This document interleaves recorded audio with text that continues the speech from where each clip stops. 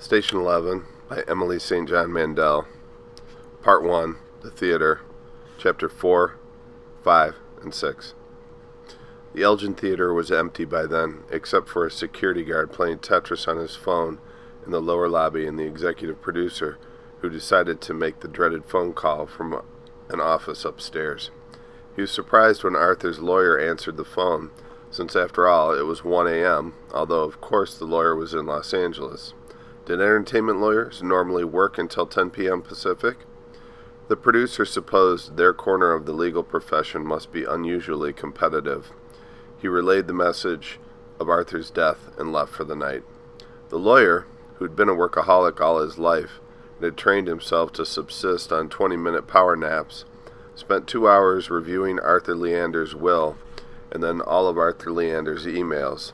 He had some questions. There were a number of loose ends.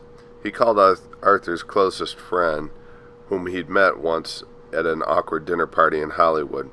In the morning, after a number of increasingly irritable telephone exchanges, Arthur's closest friend began calling Arthur's ex-wives. Chapter 5. Miranda was on the south coast of Malaysia when the call came through. She was an executive at a shipping company and had been sent there for a week to observe conditions on the ground, her boss's words. On the ground? She'd asked. Leon had smiled. His office was next to hers and had an identical view of Central Park. They'd been working together for a long time by then, over 10 years, and together they'd survived 2 corporate reorganizations and a relocation from Toronto to New York. They weren't friends exactly, at least not in the sense of seeing one another outside of the office, but she thought of Leon as her friendliest ally. You're right, that was an odd choice of words, he'd said.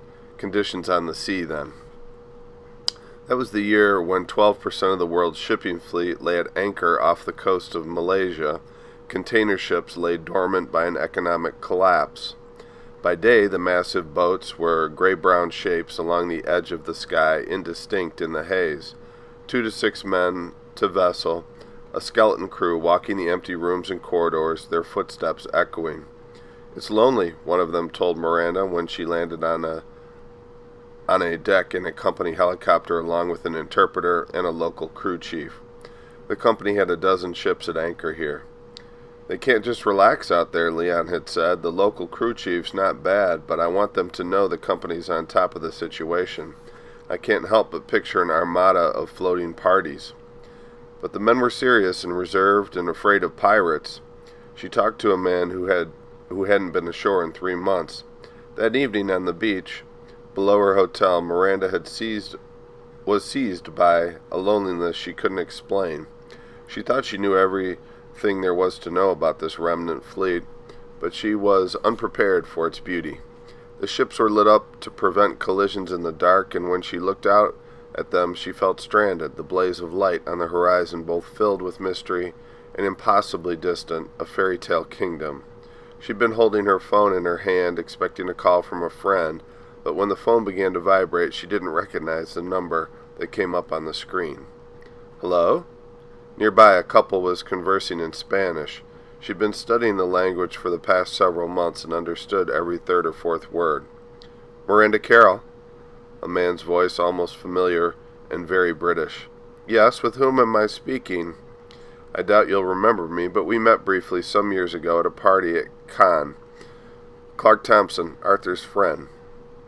We met again after that, she said. You came to a dinner party in Los Angeles. Yes, he said. Yes, of course. How could I forget? Of course he hadn't forgotten, she realized. Clark was being tactful. He cleared his throat. Miranda, he said, I'm afraid I'm calling with some rather bad news.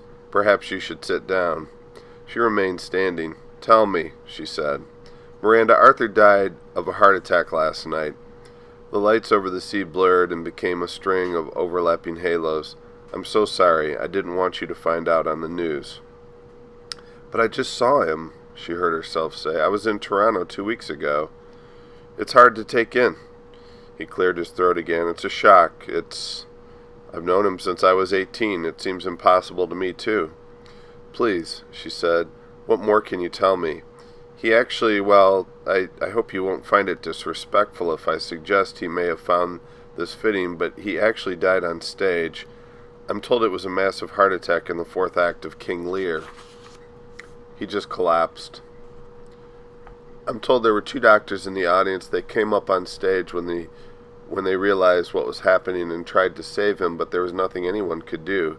He was declared dead on arrival at the hospital. So this is how it ends, she thought.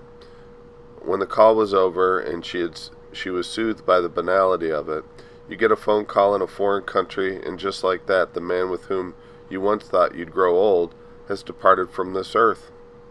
The conversation in Spanish went on in the nearby darkness. The ships still shone on the horizon. There was still no breeze. It was morning in New York City. She imagined Clark hanging up the receiver in his office in Manhattan. This was during the final month of the era when it was possible to press a series of buttons on a telephone and speak with someone on the far side of the earth. Chapter 6. An incomplete list. No more diving into pools of chlorinated water lit green from below. No more ball games played out under floodlights. No more porch lights with moths fluttering on summer nights. No more trains running under the surface of cities on the dazzling power of the electric third rail. No more cities. No more films, except rarely, except with a generator drowning out half of the dialogue, and only then for a little while until the fuel for the generators ran out, because automobile gas goes stale after 2 or 3 years. Aviation gas lasts longer, but it was difficult to come by. No more screens shining in the half-light as people raised their phones above the crowd to take photographs of concert stages. No more concert stages lit by candy-colored halogens. No more electronica, punk, electric guitars. No more pharmaceuticals. No more certainty of surviving a scratch on one's hand, a cut on a finger while chopping vegetables for dinner, a dog bite. No more flight. No more towns glimpsed from the sky through airplane windows, points of glimmering light. No more looking down from 30,000 feet and imagining the lives lit up by those lights at that moment. No more airplanes. No more requests to put your tray table in its upright and locked position. But no, this wasn't true. There were still airplanes here and there. They stood dormant on runways and in hangars. They collected snow on their wings. In the cold months, they were ideal for food storage. In the summer, the ones near orchards were filled with trays of fruit, they dehydrated in the heat. Teenagers snuck into them to have sex. Rust blossomed and streaked. No more countries, all borders unmanned. No more fire departments, no more police. No more road maintenance or garbage pickup. No more spacecraft rising up from Cape Canaveral, from the Baikonur Cosmodrome, from Vandenberg, Plotisek, Takanoshima, burning paths through the atmosphere into space. No more internet. No more social media. No more scrolling through litanies of dreams and nervous hopes and photographs of lunches, cries for help and expressions of contentment and relationship status updates with heart icons, whole or broken, plans to meet up later, pleas, complaints, desires, pictures of babies dressed as bears or peppers for Halloween. No more reading and commenting on the lives of others, and in so doing, feeling slightly less alone in the room. No more avatars.